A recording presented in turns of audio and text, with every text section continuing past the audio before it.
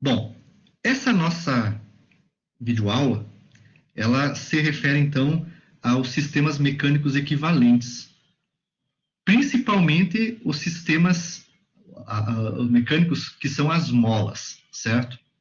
Então, eu vou apresentar aqui na forma de notas de aula, e em cima dessas notas de aula, eu vou fazendo algumas considerações sobre o assunto. Em primeiro lugar, dizer o seguinte para vocês.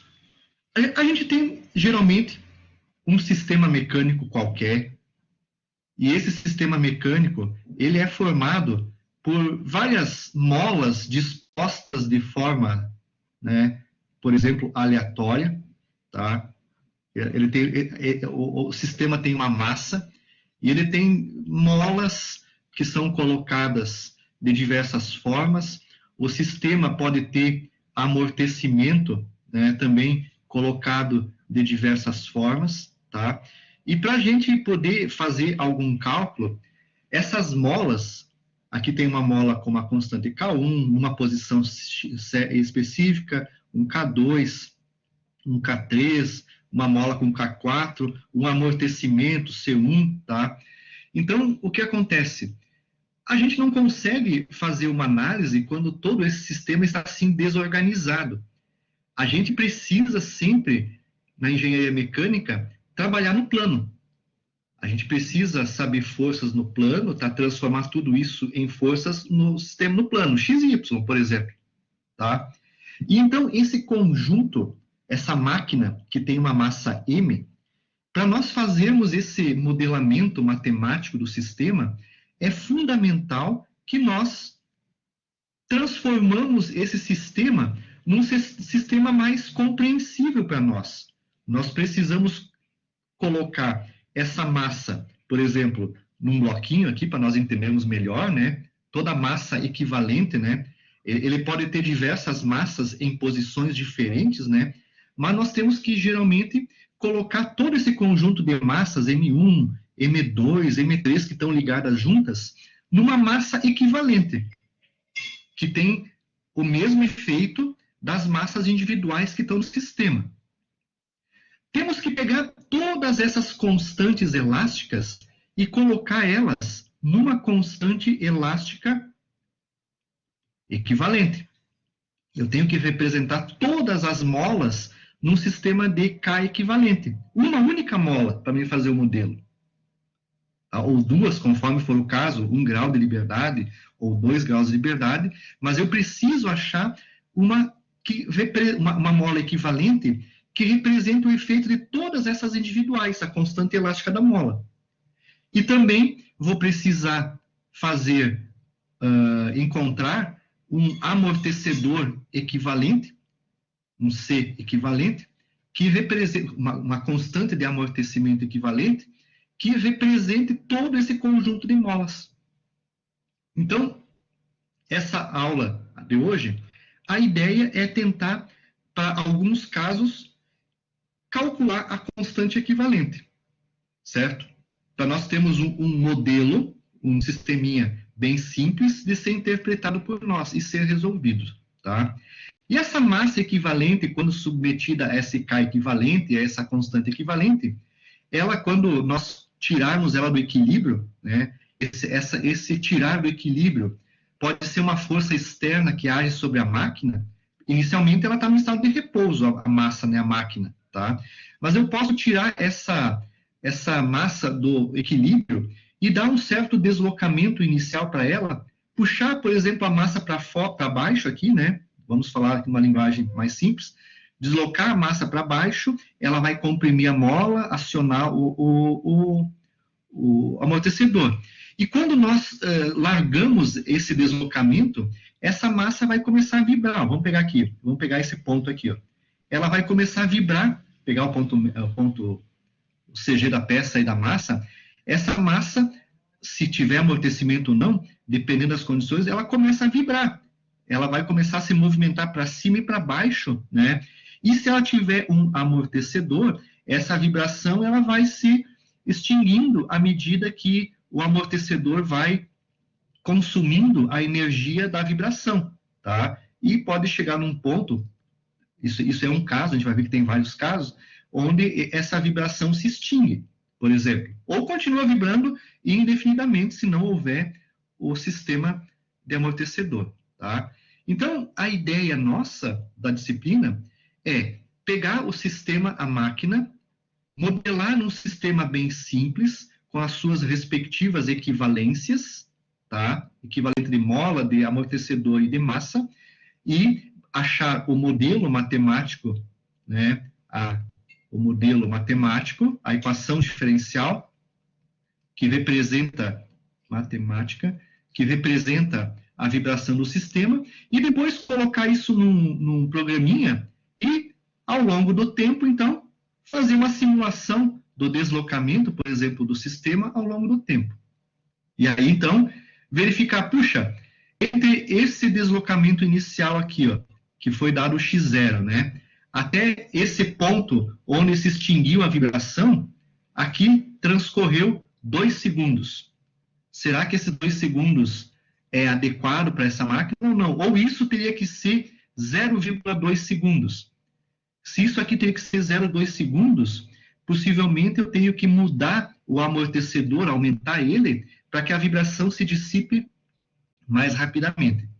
E é aí que nós vamos trabalhar na disciplina, tentar chegar nesses pontos aí. Só que, num primeiro momento, nós precisamos calcular o C, o K equivalente, ou o C equivalente, ou a massa equivalente. Porque todo o sisteminha que nós vamos olhar é um sisteminha simples. É alguma coisa assim. Massa, até a gente vai usar tudo assim agora. É massa, mola. Então, eu nem vou colocar o equivalente aqui. É massa, mola e amortecedor. Tá? Os sistemas que nós vamos estudar é massa, mola, amortecedor. E a gente vai acabar nem colocando aqui que é um K equivalente, né? Mas a gente sabe que nesse modelinho, esse K aqui é um K equivalente, esse C é um C equivalente e esse M, se for necessário, é uma massa equivalente. Tá? Nos nossos problemas, ele nem cita isso que é equivalente, mas tudo tem que ser equivalente. Eu posso ter molas ligadas em série, em paralelas, na posição angular, sistema de vibração torsional. Esse é um sisteminha onde a vibração é um deslocamento. Tá? Então, a massinha vai vibrar para cima e para baixo, por exemplo. Mas se eu tiver um eixo, tá? Vamos imaginar aqui um eixo, imagine que esse eixo aqui esteja acoplado, opa, fiz errado aqui, esteja acoplado a inércias, né? Imagine que eu tenho inércias acopladas a esse eixo, isso aqui é um sistema torsional. Ele gira para um lado, gira para o outro. Ou ele pode vibrar, então, para um lado e para o outro. Então, esses sistemas aqui, ó, são sistemas torsionais. Sistemas torsionais. E eles também são o nosso objeto de análise. No de cima aqui, ó, eu vou ter um deslocamento. Deixa eu mudar um pouquinho a cor da caneta. Nesse de cima aqui, eu tenho deslocamentos. X, né? Amplitude de deslocamento. E aqui, quando esse negócio vibrar, ele vai ter amplitudes, né, de deslocamento angular. Vou ter um θ aqui, ó. A inércia que está acoplada ao eixo vai se deslocar para uma posição e vai voltar para outra posição, porque existe um K, uma constante torsional no eixo. E também, de repente, existe um amortecimento nos mancais da máquina. Por exemplo, tem aí o atrito de Coulomb, atrito no mancal, lubrificante. Vai ter, então, aqui vai ter amortecimento. Então, quando eu tirar do equilíbrio essa inércia rotativa, ela vai vibrar para um ponto e volta para o outro, e assim sucessivamente. Então, vai caracterizar um deslocamento angular e não um deslocamento linear, como no modelo acima. Então, esses sisteminhas a gente vai tentar modelar para cada caso. Nós vamos começar, aqui vai ter uma constante elástica torsional, um K de mola torsional, e aqui em cima vai ter um K linear, né, uma constante elástica linear, né, de uma mola linear. Fechou? Bom, então, sempre temos que chegar nesse modelo aqui, ó. Mas o nosso equipamento pode ter molas, desculpe, então, ligadas de diversas formas. O que nós vamos ver, então, hoje é a rigidez equivalente. Sistemas mecânicos equivalentes, vamos trabalhar em específico na rigidez equivalente. Quando eu falo em rigidez, a rigidez está associada com a constante de mol. Tá? Rigidez é constante de mol. Então, eu preciso achar a constante equivalente dos sistemas que eu tenho no meu equipamento. Então, o primeiro que pode existir, tá, que a gente já trabalhou em física, vai trabalhar em elementos de máquinas e outras disciplinas, é que as molas, então, o nosso trabalho aqui é com as molas, tá? É que as molas podem estar ligadas em paralela. Eu posso ter a disposição de molas que estão atuando em paralelo, como nesse caso aqui, ó. Temos duas molas com constante elástica K1 e K2, a massa, o deslocamento aqui X, né? A força aplicada F, tá? E essas molas, nesse caso, elas estão ligadas em paralelo. E eu preciso encontrar a constante, né, desse conjunto equivalente. Eu preciso transformar esse conjunto, ó, nesse aqui, ó, na massa, a massa que vibra, então, né, a mesma massinha que vibra aí, a mesma força, e colocar apenas uma constante elástica, que é a constante elástica equivalente. E aí, a partir desse modelinho aqui, eu faço a dedução, então, do modelo matemático, tá? Ok? Então, eu preciso transformar essas molas em um sistema equivalente. Então, assim, quando é que as molas estão em paralelo? Para que as molas estejam em paralelo, nós temos que ter duas condições. Condição 1, as molas devem ter a mesma deformação. Quando eu tracionar o sisteminha, tanto a mola 1 como a mola 2, elas vão ter o mesmo deslocamento x. Então, o deslocamento x do sistema, que é esse deslocamento aqui, ó, tem que ser igual ao deslocamento x1 e igual ao deslocamento x2. É uma condição para que as molas estejam em paralelo. E também existe a condição 2. A força F que é aplicada, tá, ao sistema produz um deslocamento x, e a força que eu aplico aqui é a soma das forças aplicadas na mola 1 e na mola 2. Então, a segunda condição, ela nos diz o seguinte, ó, que as forças que eu vou ter na mola, nas molas, a força vai aparecer uma força F1 e uma força F2. Se eu somar a força F1 mais F2, eu tenho, né, a força total, a força F. Tá? Então, ela é a soma das duas forças, F1 e F2. Então, a força total é a soma das duas forças e o deslocamento x1, x igual a x1 igual a x2. Os deslocamentos são iguais de cada mola. Então, a gente consegue identificar se uma mola está em paralelo quando ela tem essas duas condições. Por que é importante isso? Porque nem sempre a gente consegue identificar no sistema se as molas estão em série em paralelo. Nós temos que simular o sistema, fazer uma movimentação, uma análise, e ver se quando eu deformo ele, os deslocamentos das molas são iguais e se as forças vão ser a soma das duas, por exemplo. Aí eu tenho mola linear. E aí, a constante equivalente da mola linear, tá? A constante equivalente, ela é igual ao K1 mais o K2, e generalizando, então, se eu tenho um sistema com N molas, ele é igual a Km. É só somar, então, as constantes elásticas e calcular o K equivalente. Tá? Então, essa é a condição. Essa figurinha aqui, ó, também é um caso de mola em paralelo. Quando eu movimento a massa para cá, ó, eu comprimo essa massa, essa mola, e estico, alongo essa outra mola aqui. Então, aqui eu vou ter um x1, que vai ser uma elongação, e aqui vai ter um x2, que é uma compressão. Mas o x1 em módulo é igual a x2. As duas vão ter que ter a mesma deformação, certo? Então, esse tipo de mola são tipos de mola ligados em paralelo. As duas molas estão ligadas em paralelo, tá? A mesma coisa se nós tivermos um sisteminha, por exemplo, eu tenho aqui a minha referência e tenho uma mola, vou fazer aqui só as espiras da mola, eu tenho uma mola externa, né? Vamos colocar aqui a mola, que é difícil de fazer, tem uma mola externa, e dentro da mola externa, eu tenho, por exemplo, uma outra mola, né? Uma outra mola, que é uma mola interna. Dentro dela eu tenho outra mola, uma mola com diâmetro menor, uma dentro da outra. É bem típico, né, nos sistemas mecânicos ter duas molas, uma dentro da outra. Essa aqui eu tenho um K1 e a grande, por exemplo, a externa, eu tenho um K2.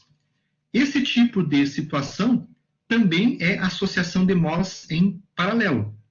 É como se eu tivesse uma mola do lado da outra, naquela condição. Então, o K equivalente aqui, ó, também é o K1 mais o K2. Então, isso para molas lineares.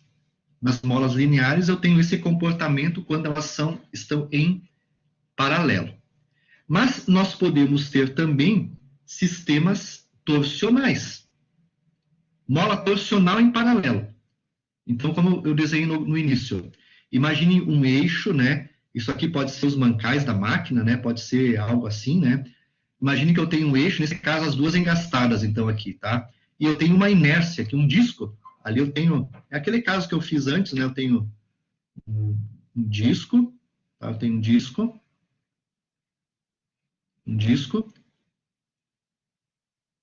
eu tenho um disco. E esse disco, ele é suportado por um eixo, tá? Essa aqui não tinha aqui, essa figura. Então, esse disco agora, ele não tem uma massa, ele tem uma inércia mássica. Nós já vamos ver o que é essas inércias mássicas aqui, né? Quando eu falo em sistema torsional, eu não utilizo a massa, mas sim a inércia mássica. E essa partezinha do eixo aqui, ó, ela tem um comprimento e um diâmetro, D1. E essa outra partezinha aqui do eixo também tem um outro comprimento e um outro diâmetro. Então, em função desses comprimentos e diâmetros, aqui possui uma constante elástica torsional K2, e aqui eu vou ter uma constante torsional 1, KT1 e KT2. E aí, preciso achar equivalente.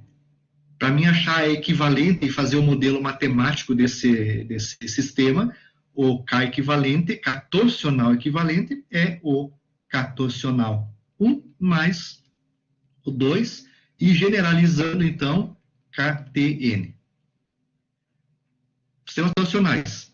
Se eu tenho também a mesma coisa, um eixo dentro do outro, aqui eu tenho externamente, ó, um material, um alumínio, ou, ao contrário, um aço aqui, por exemplo, um aço, e aqui eu tenho, por exemplo, dentro um alumínio. Dois materiais, né, que possuem deformações diferentes. Em função do comprimento da viga, né, do comprimento do L e dos diâmetros externo e interno de cada um, nós vamos ter aqui uma constante torsional 1, por exemplo, e no alumínio dentro uma outra constante torsional 2. O sistema equivalente continua sendo o K equivalente, soma das duas constantes torsionais, generalizando para um KN. Tá? Então, quando nós aplicarmos sistemas torsionais, essa vai ser a forma de fazer a constante torsional. Daí a gente representa somente por uma constante torsional e uma inércia. Nós estamos vendo somente torção agora, mas nós vamos ter que encontrar um modelo. Se eu tiver vários discos de inércia acoplados, eu vou ter que achar um equivalente.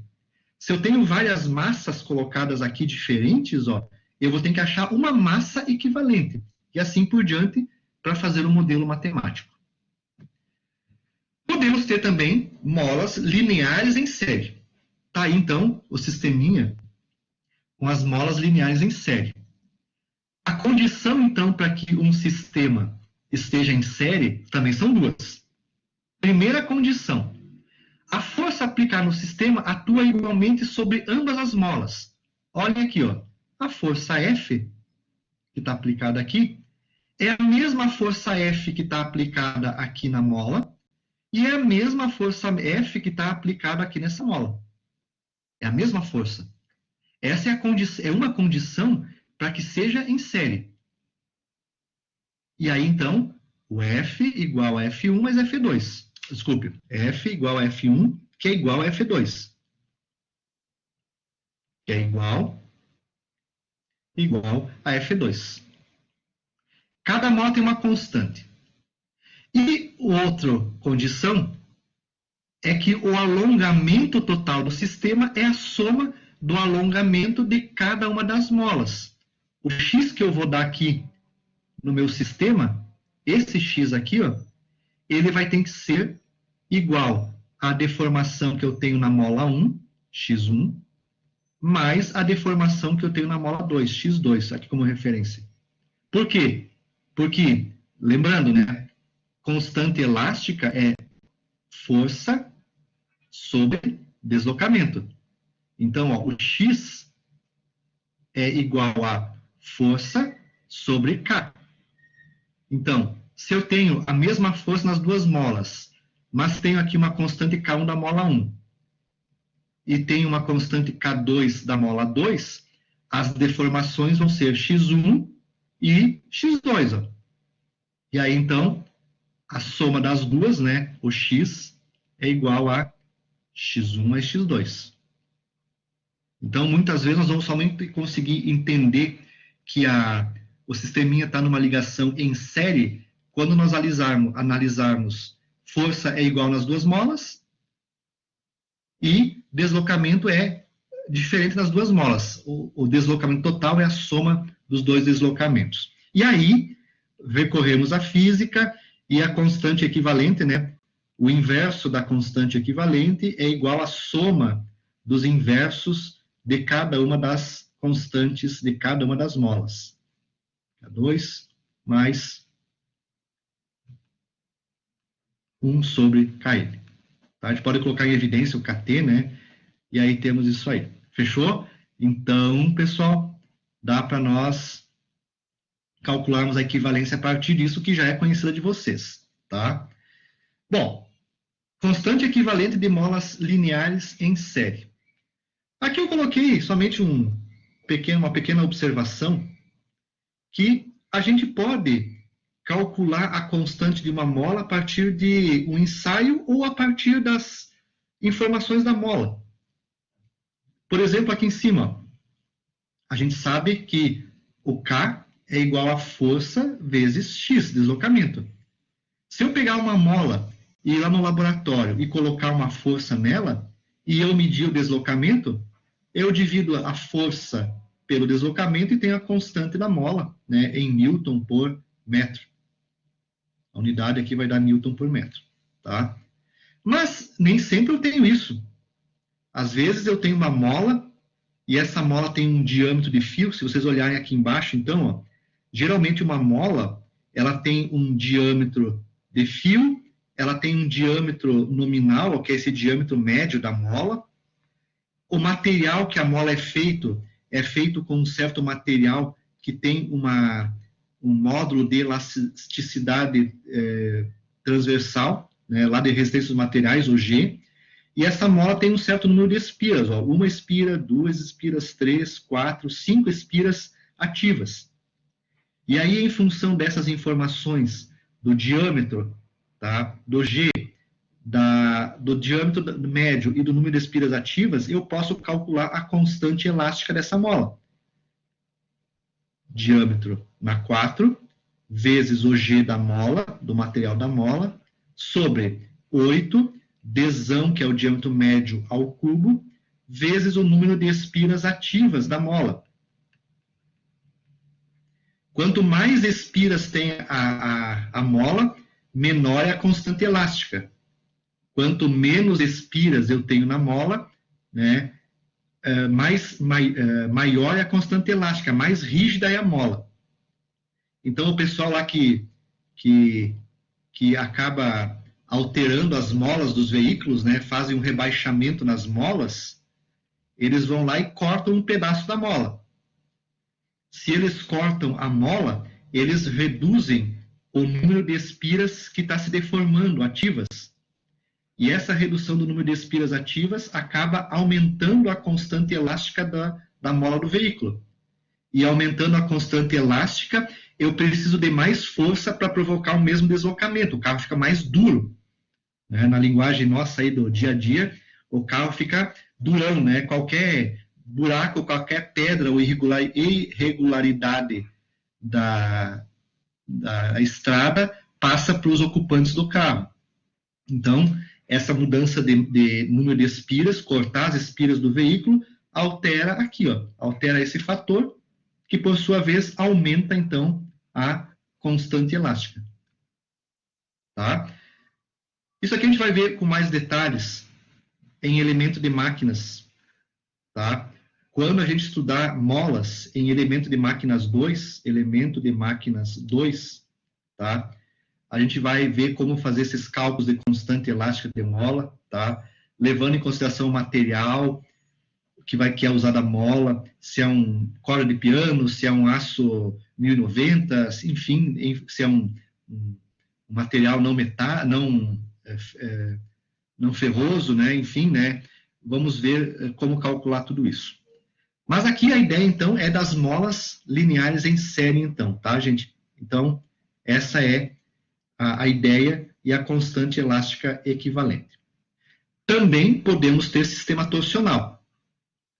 O sistema torsional, tá? Por exemplo, ó, neste caso aqui agora, ó, vários eixos, eu não tenho a massa no meio, né? São constante torsional de vários eixos escalonados. Ó, o eixo é todo escalonado.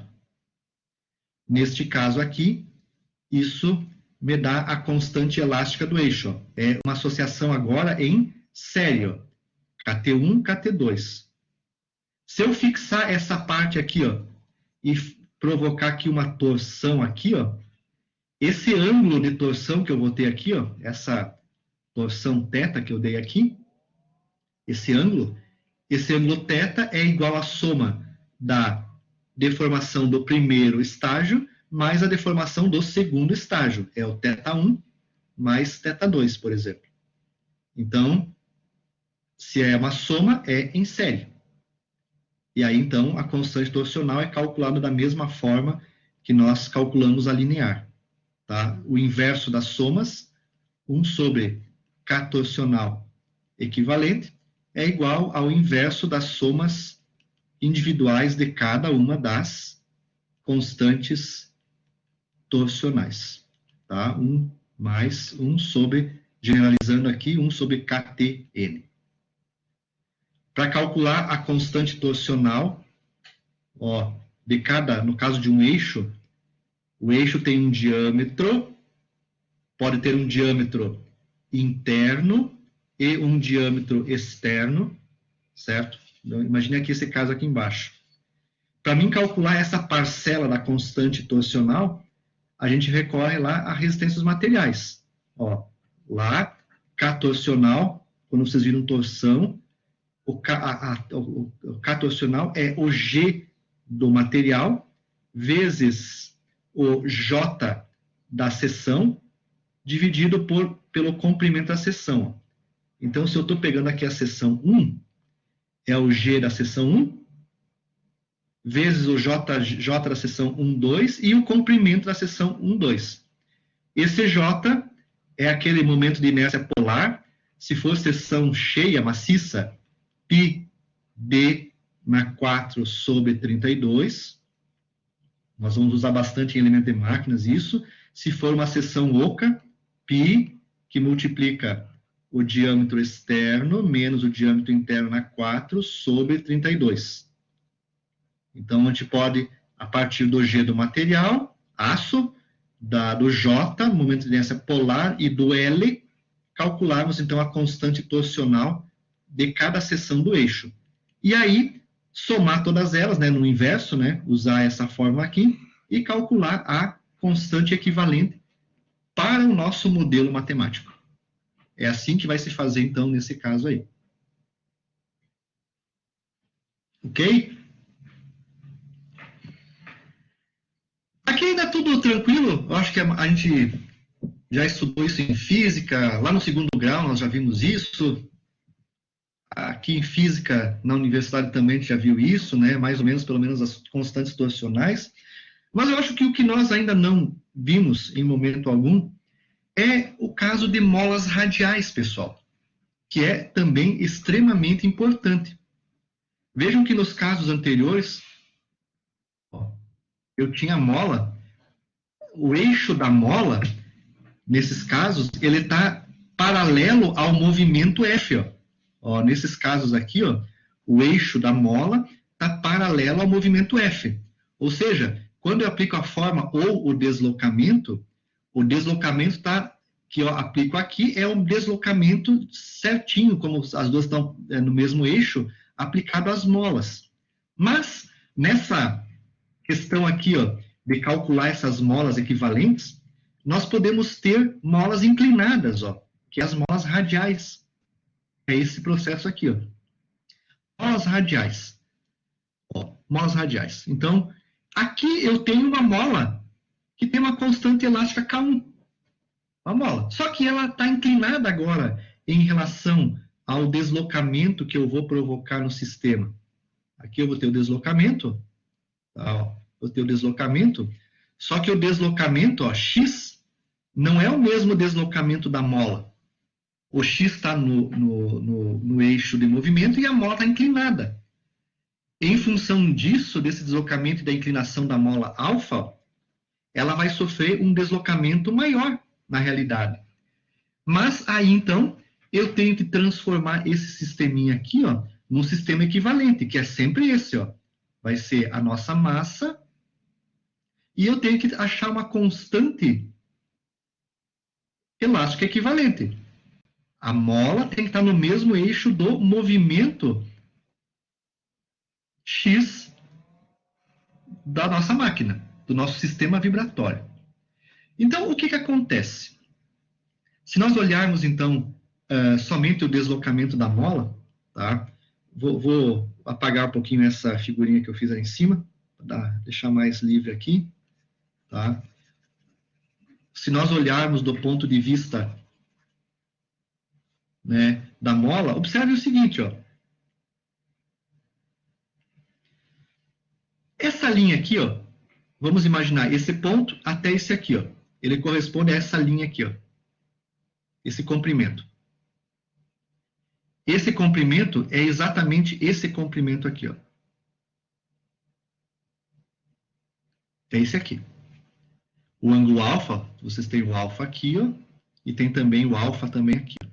Então, o ângulo alfa está colocado aqui. Quando eu puxo o sistema,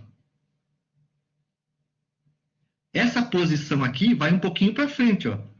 Ela toma essa posição aqui, ó. Esse ponto que eu em verde que eu coloquei, ele vem para cá, ó. Tá? E a mola, vamos aumentar um pouquinho mais para deixar igual a figura de baixo. Tá? Então, ó, esse ponto, vamos puxar bastante, ó. Esse ponto aqui, ele vem até aqui, ó. O meu bloquinho, então, ó, o meu bloquinho, ele se movimentou e chegou ali, ó. Vamos fazer o desenho do bloquinho. Ele chegou ali, ó. O bloquinho veio até esse ponto aqui, ó. Certo? A força, então, puxou o bloquinho até esse ponto aí, que é o ponto vermelho. Se deslocou, então. Ele veio até essa posição aqui. E aí, então, se vocês olharem, então, essa figura, para comparar, ó, esse ponto aqui, então, foi o movimento que teve a mola. A mola se esticou até aqui, ó.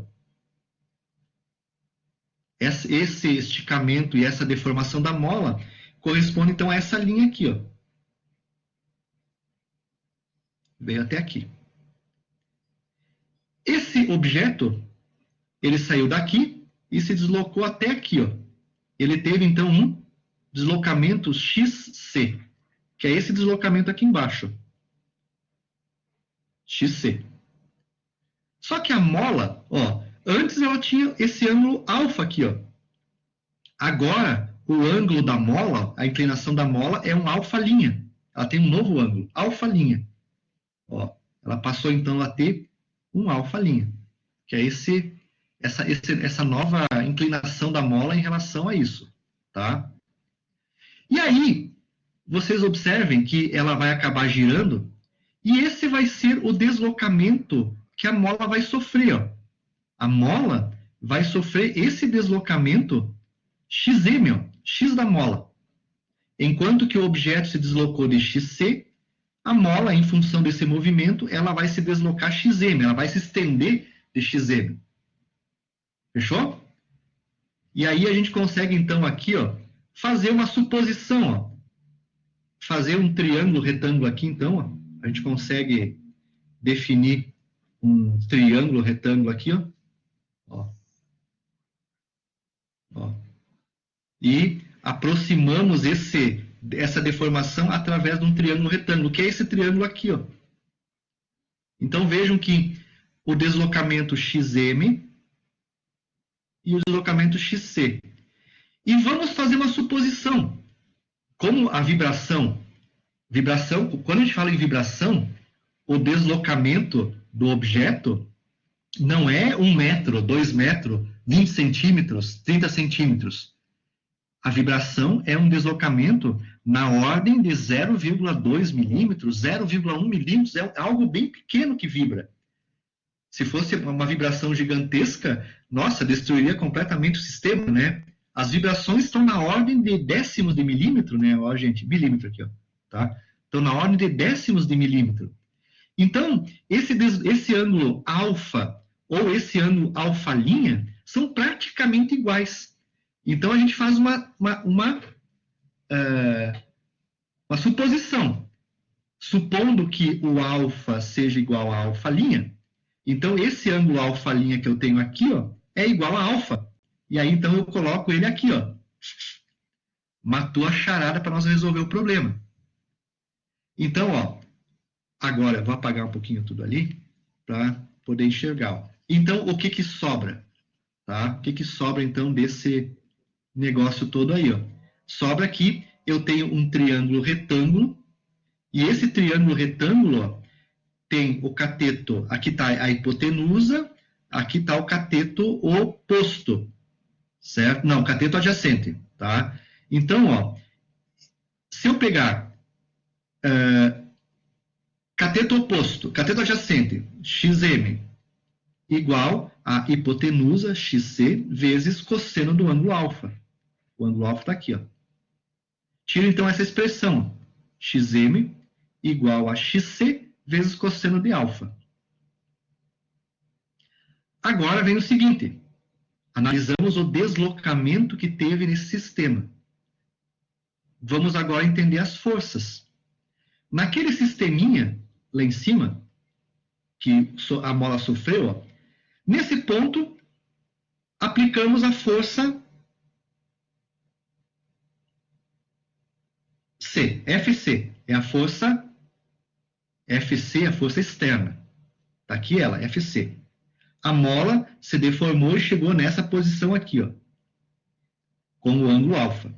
A força, ó, a força que vai ser aplicada sobre a mola, ó, ela está nessa direção aqui, ó. A força sobre a mola.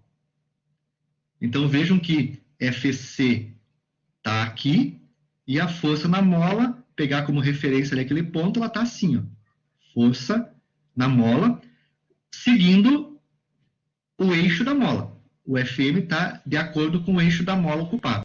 E aí, se vocês olharem então essa figurinha, forma isso, ó. A força FM, a força FC e o ângulo alfa. Então, olhem agora que o triângulo retângulo está aqui na força. É um pouquinho diferente do deslocamento do triângulo retângulo, nessa posição. Fechou? E aí vocês olham, então, que o FM é a hipotenusa do triângulo e o FC é o cateto adjacente. Então, ó, cateto adjacente, FC, igual a hipotenusa, FM, vezes o cosseno do ângulo alfa. Tá? Então, ó, o FM, a força na mola, é o FC sobre cosseno do ângulo alfa. Tá. Agora vamos calcular a constante equivalente, que é o último detalhezinho aqui embaixo. Tá? Então, o que acontece? Ó? Molas radiais. Olha aqui embaixo. A constante da mola K1 é a força na direção do... Deixa eu apagar aqui em cima um pouquinho para mostrar. Essa constante K1, para mim calcular ela é constante, é força no eixo da mola sobre deslocamento no eixo da mola. Então, a constante K1 é a força aplicada sobre a mola dividido pelo deslocamento no eixo da mola. E aí vem, então, essa expressãozinha aqui embaixo. Ó. K1 é força da mola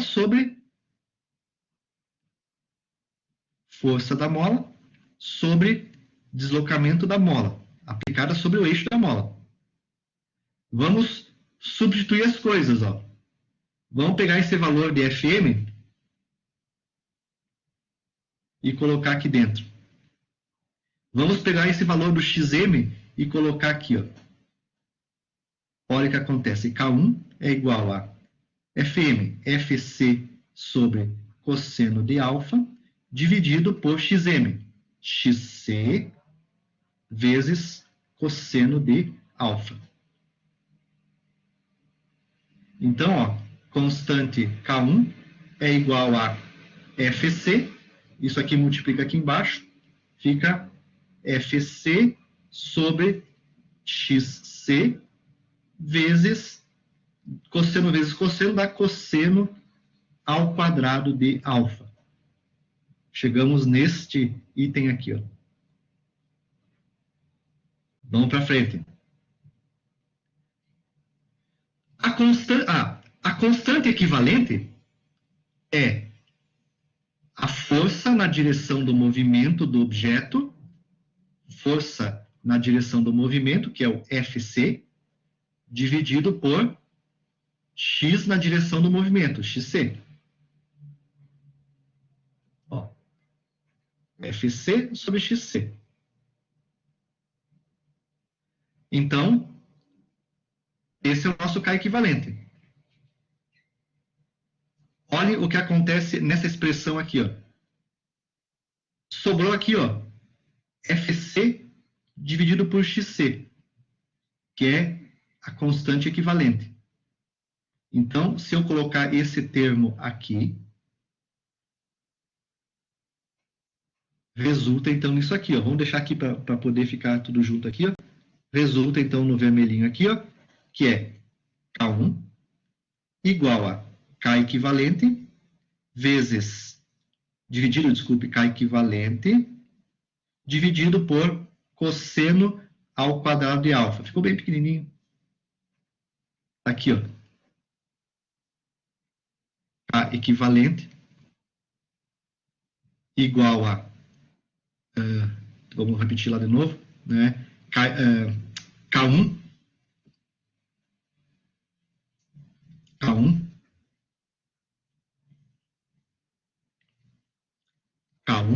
igual a K equivalente dividido por cosseno ao quadrado de alfa.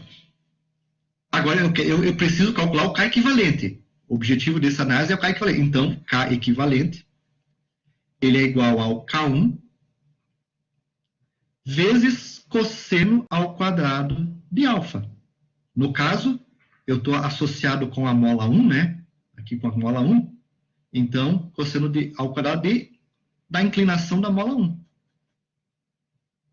Então, vejam, ó, vamos supor que eu tenho um sisteminha, vamos tentar fazer um pouco grande aqui, ó, maior. E eu tenho,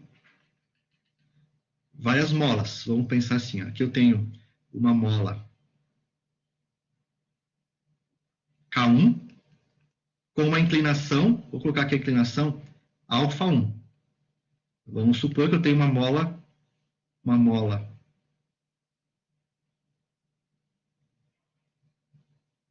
outra mola aqui ligada com uma inclinação maior. Vamos colocar bem grande aqui, ó, uma inclinação K2 com uma inclinação alfa2. Fechou? Vamos só fechar aqui também para deixar tudo igual. Opa. Tá? E tenho várias molas angulares, né? Como é que eu vou, então, fazer a constante equivalente? Eu tenho que transformar nisso. Ó. Vou colocar mais pequeno aqui. Ó. Eu tenho que transformar num sistema K equivalente e a massa, então, aqui, né? A massa aqui, ó.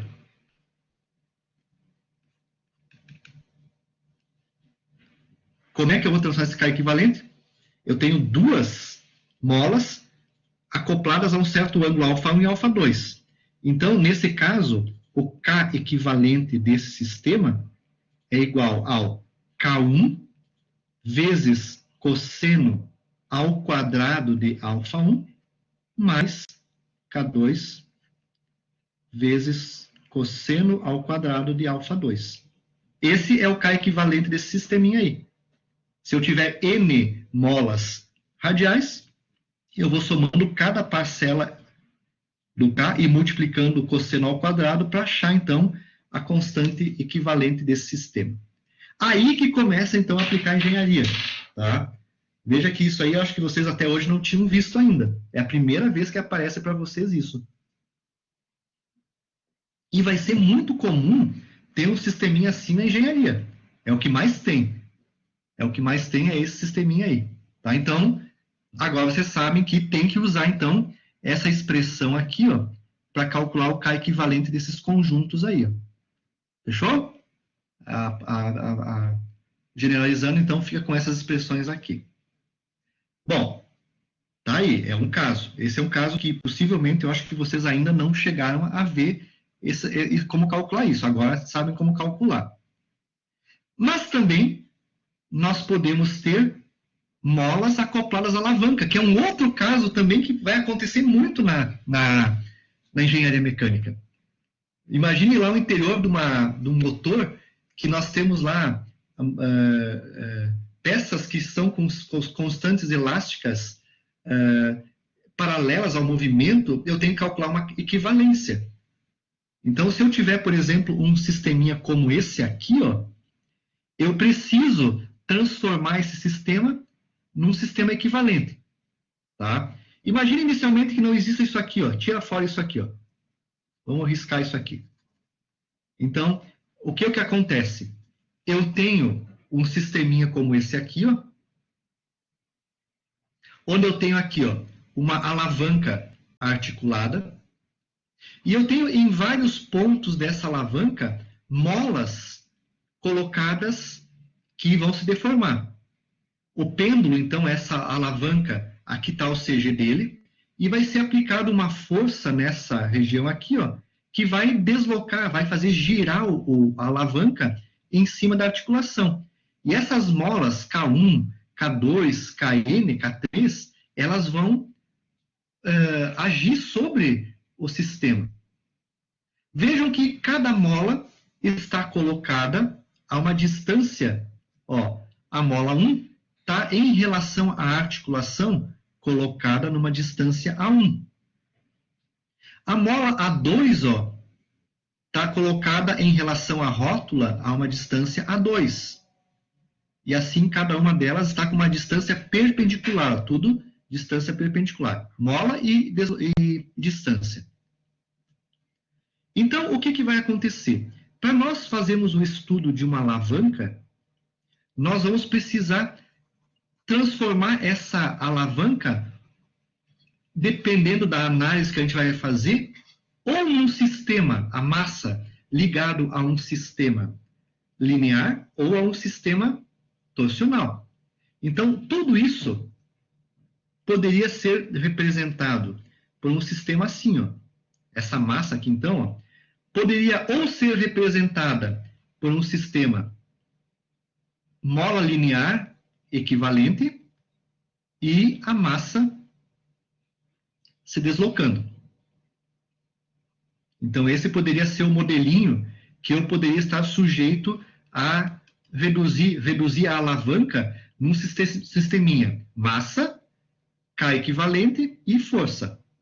Também teria amortecimento, se fosse o caso. Ou também eu poderia reduzir essa alavanca por um sistema torsional. Eu continuo com a alavanca, da mesma forma como está aí, com a massa.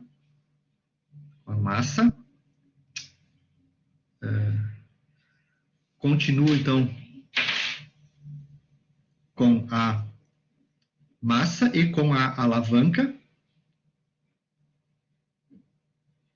articulada, massa, e calculo lá no centro do movimento, lá na rótula, eu calculo uma mola torsional. Coloco ali uma mola torsional, que tem uma constante torsional equivalente a esse sistema que está colocado aqui do lado. Então, dependendo da análise que eu vou fazer, eu posso usar um modelo matemático igual a esse, ou representar ele por um modelo torsional. Depende do caso que eu vou fazer. E aí eu posso, então, gerar esse K torsional, esse K equivalente, ou esse K torsional equivalente. Então, por isso que não tem esse desenho aqui, não tá muito bem aqui na figura. Eu devia ter apagado ele. Tá?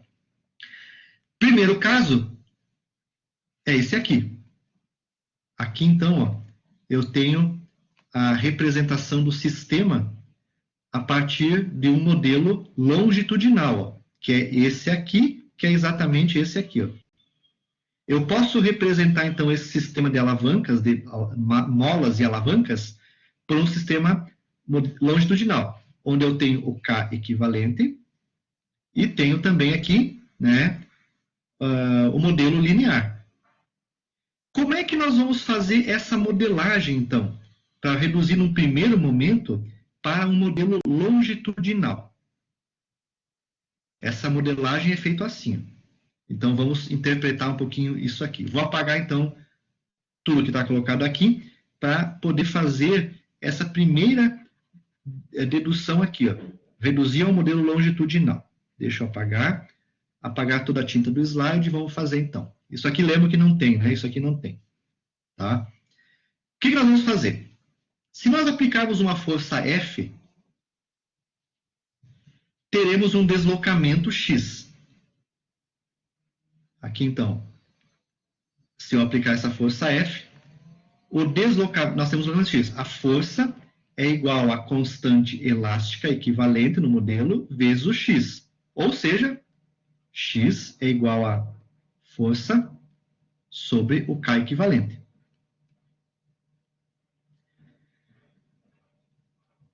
No sistema de alavancas, nós temos que levar em conta os momentos que são gerados pelas forças externas e das molas. Cada mola gera uma força F1, uma força F2, uma força F3. E essas molas, com essas forças que são aplicadas perpendicularmente à alavanca, geram torque. E aí, então, nós temos que fazer o somatório dos torques devido a todas as forças, inclusive a externa, aqui, ó, igual a zero. Balanço de torques. Então, o que vai acontecer aqui embaixo? Primeira força.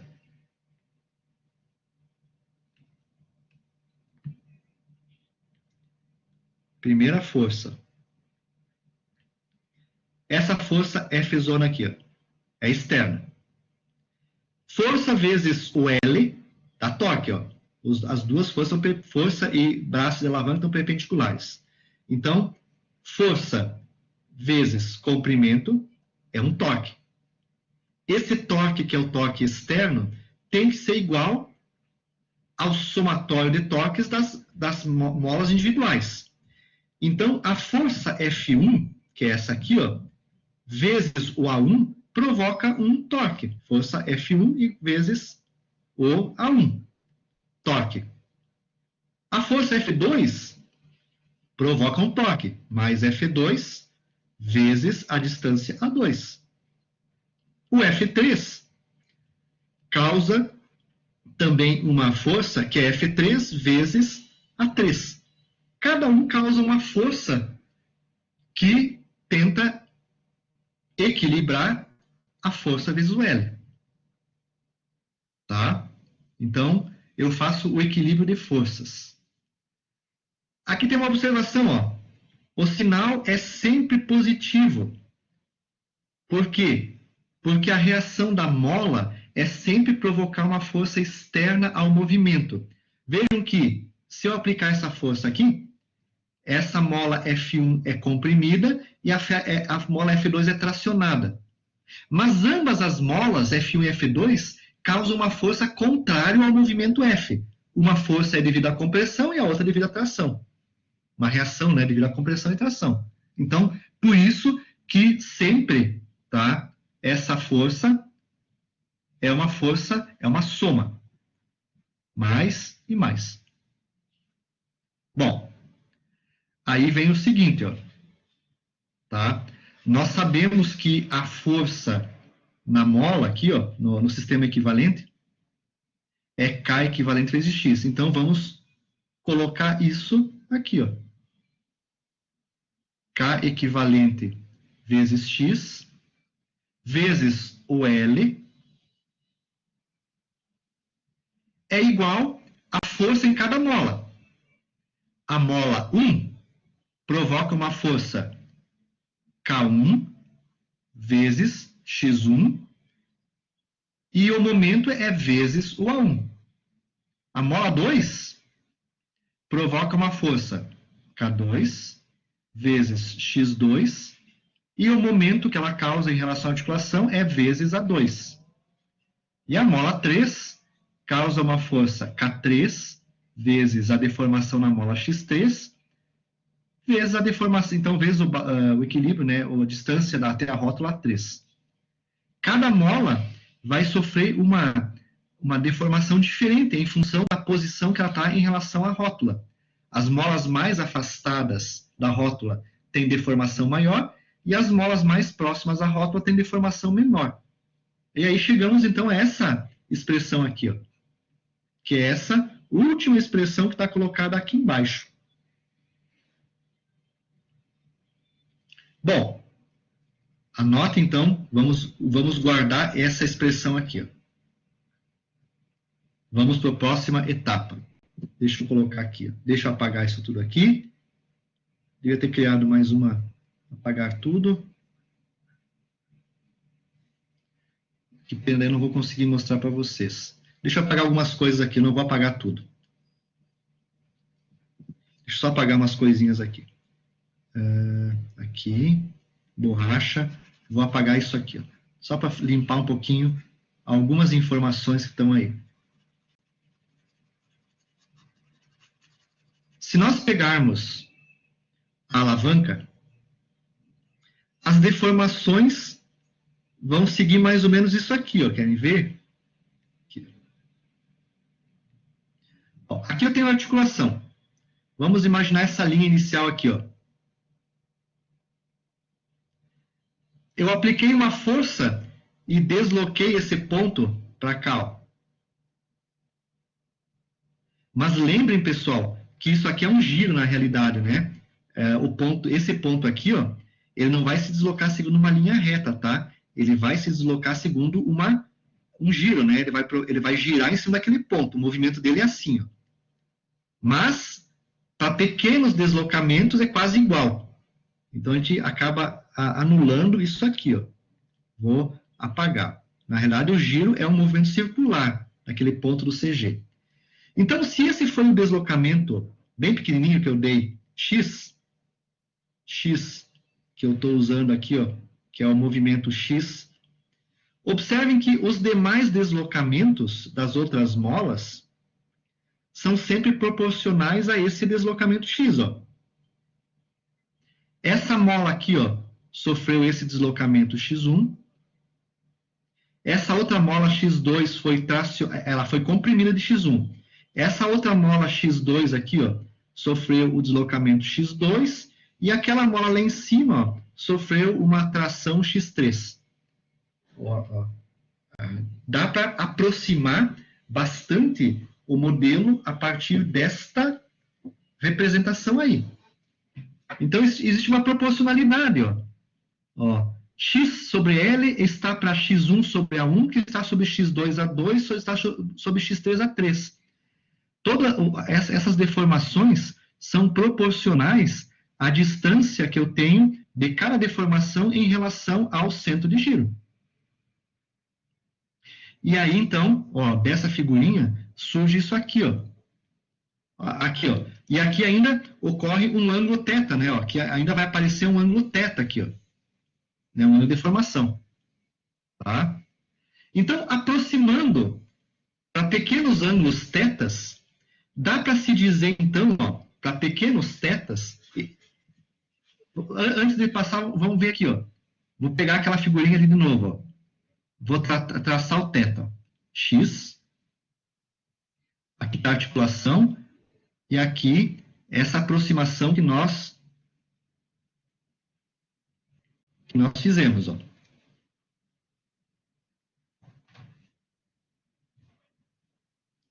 Aqui está o X. Ó. Aqui ele. Ó. Aqui está o L. Ó. O L está aqui. Ó. Esse é o L. Tá? E aqui eu tenho o ângulo θ. Vamos ver uma coisa aqui, ó. Eu tenho o ângulo θ e tenho o L e o X. Eu tenho os dois catetos. O que é o ângulo θ? Aqui está a hipotenusa, que praticamente é igual, né? Vamos, né? Ó, L, aqui está a hipotenusa, ó, hipotenusa, né?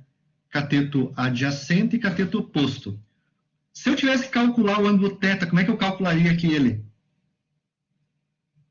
Eu tenho os dois, vão aproximar, poderia ser por duas aproximações. Eu poderia dizer assim, ó, tangente de θ é igual a cateto oposto sobre cateto adjacente. Tá? Se aqui fosse a hipotenusa, né? Aqui fosse a hipotenusa, eu teria isso. Ou se aqui eu tratasse como sendo L, porque é tudo muito pertinho um do outro, né? Esse ângulo é bem pequeno. Poderia ter seno de θ igual a cateto oposto, hipotenusa, vezes, né? Ó, seno de θ igual a hipotenusa L vezes seno de θ. Não, daí não daria. Esse aqui não dá, só dá o primeiro. Eu fiz a confusão aqui. Vamos apagar o segundo que não dá. Esse aqui não dá. Tá? Tangente de θ igual a cateto oposto para cateto adjacente. No nosso caso, só dá pela tangente, desculpe. Essa aproximação só dá pela tangente. A jogada aí, ó. A jogada só para tangente de θ. Ó, tangente de θ é igual a cateto oposto x, cateto adjacente é o L. Para pequenos ângulos, o nosso x é pequeno, pequenos ângulos, θ, a tangente de θ é igual, ou aproximadamente, ao θ em radianos. E aí, então, o nosso θ fica igual a x sobre L, para pequenos ângulos. Isso aqui é sempre, a vibração é um deslocamento pequeno. Então, para pequenos ângulos, se nós fizermos o teste, esses pequenos ângulos dá mais ou menos até 12 graus, 15 graus por aí. Essa aproximação é verdadeira. Tangente de θ igual a θ. E aí, então, ó, θ é o x sobre L. E se nós fizermos a relação com as outras forças que estão colocadas nessa disposição, ó, a relação entre o x e o x1, x2, x3, ele segue essa deformação aqui. Ó. X sobre L é igual a x1 sobre L1. que é igual a x2 sobre L2 e assim por diante. Então, ó, se nós pegarmos cada parcela individual dessas e isolarmos o x1, ó, nós vamos ter que o x1 é igual, ó, pegando essa primeira parcela. Ó, vou juntar essas duas. Ó, o x1 é igual ao x sobre L vezes A1. Ó, fiz essa relação aqui. O x2, se eu pegar agora essa outra parcela aqui, ó, juntar essas duas, ó,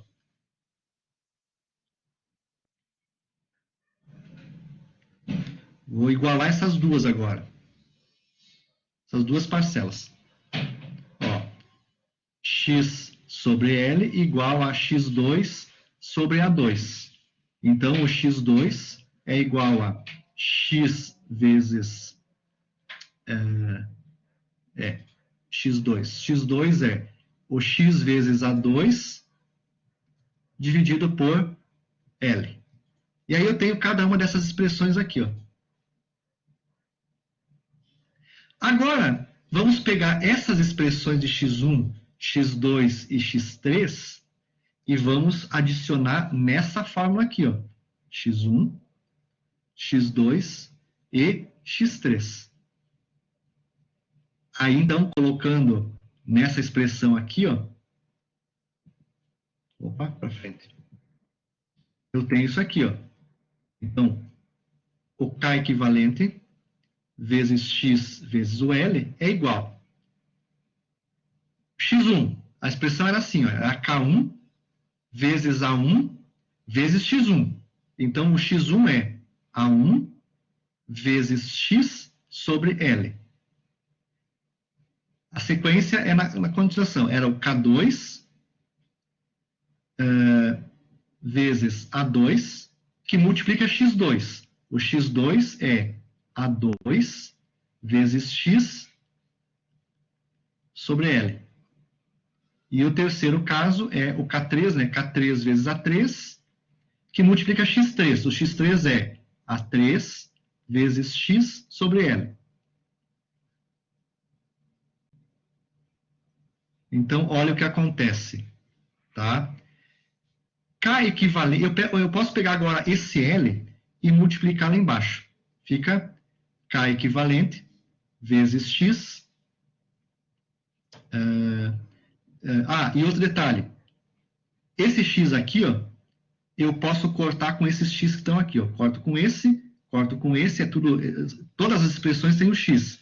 Então, eu posso pegar aquele x que está ali em cima, esse x aqui, ó, como é igual, cortar com esse, porque todas as expressões têm o x.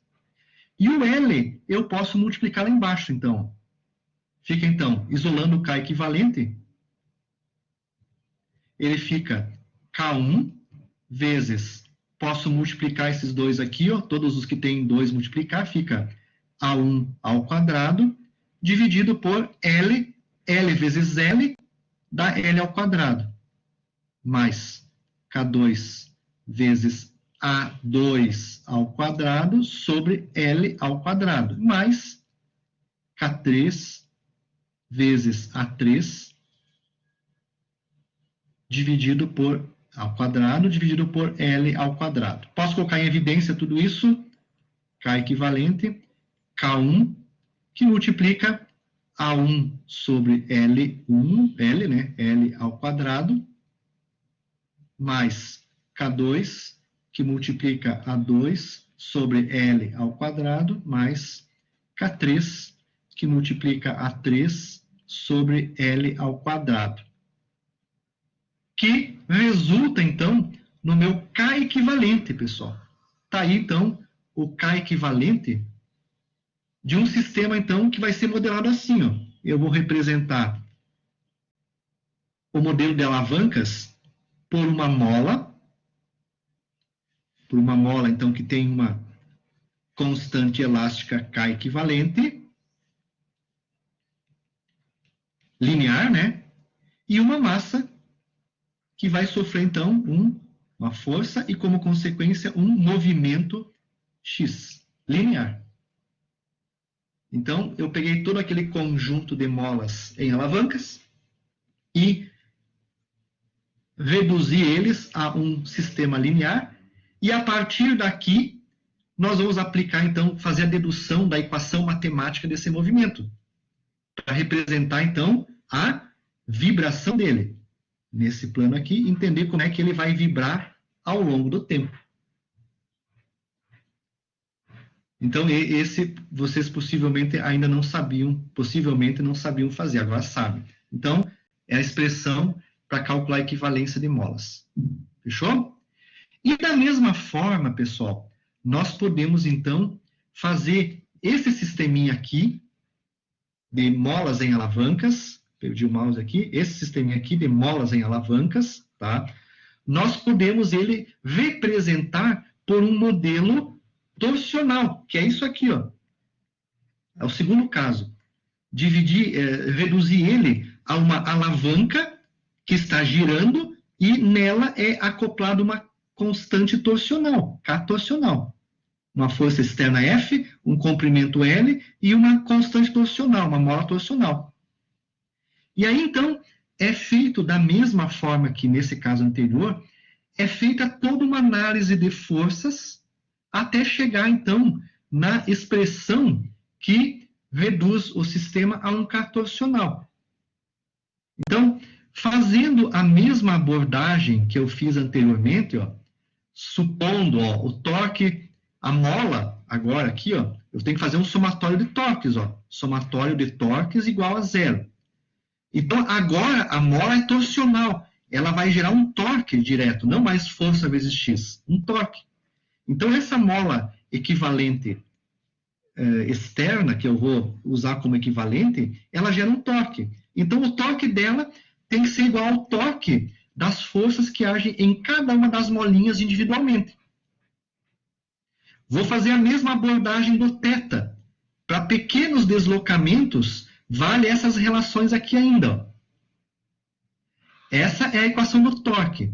Pegando essas fórmulas e colocando em cada um dos valores x1, ó, o torque é igual ao K vezes, ó, o x1 ó, é o A1 vezes x sobre L. x2, então aqui, ó, K1, vamos colocar a mola K1, mais a K2, cada mola 2, vezes o x2 é A2 vezes x sobre L, e o mais o K3, que multiplica A3, que é o sobre x sobre L, que é o x3. Veja, então, que aconteceu isso. Da mesma forma, nós temos aqui que o x sobre L agora, ó, o x sobre L, essa expressão, ela é igual ao θ, ó. Lembram? Ó, o θ está aqui, ó, esse ângulo θ. Então, isso aqui é θ, para pequenos ângulos. Para pequenos ângulos, isso é θ. Então, ó, torque igual a K1 vezes A1 vezes θ, mais K2 vezes A2 vezes θ, mais... está ao contrário aqui, desculpe. Né? X sobre L igual a θ, é isso aí. Tá? Então, ó, mais K3 vezes A3 vezes θ. Eu posso colocar em evidência o θ, né? Ele é igual em todos os parâmetros. E θ é o K1 vezes A1. Tem ao quadrado aqui ainda, tem tudo ao quadrado aqui, né? Espera um pouquinho. Tudo é ao quadrado aqui ainda, né?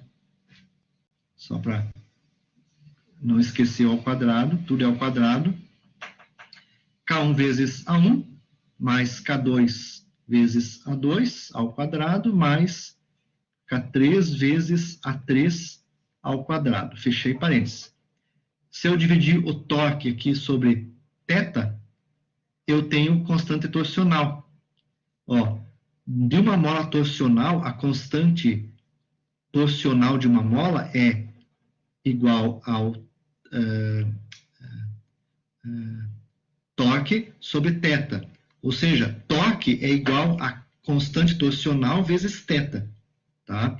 Então, se eu dividir, largar o θ para baixo aqui, eu fico assim, ó, K1 vezes A1 ao quadrado, mais K2 A2 ao quadrado, mais K3 vezes A3 ao quadrado. E aí, então, ó, essa expressão K sobre θ, ela é igual a K torsional. Então, K torsional, nesse caso, equivalente, então, ele é igual a K1 A1 ao quadrado, mais K2 A2 ao quadrado, mais K3 A3 ao quadrado, mais Km, generalizando, AM ao quadrado. Fechou aí, ó, a expressão para achar um sistema, uma constante elástica equivalente, para representar o conjunto de alavancas e molas num modelo torsional, que é esse modelo aqui, ó. Tá? Olha só, então, é o primeiro passo. Para a gente fazer o nosso modelo matemático, a gente precisa fazer exatamente isso. E esse conjunto que eu passei para vocês hoje é aquilo que possivelmente nós vamos encontrar nos problemas da engenharia mecânica. É a redução de alavancas no sistema linear ou torsional, é o sisteminha, tá, de molas em ângulo, né, molas radiais, ou os que a gente conhece tradicionalmente, que é sistemas em série ou em paralelo. Isso, então, é justamente o que a gente vai estar encontrando, na maior parte das vezes, nos problemas que a gente tem que resolver. Tá?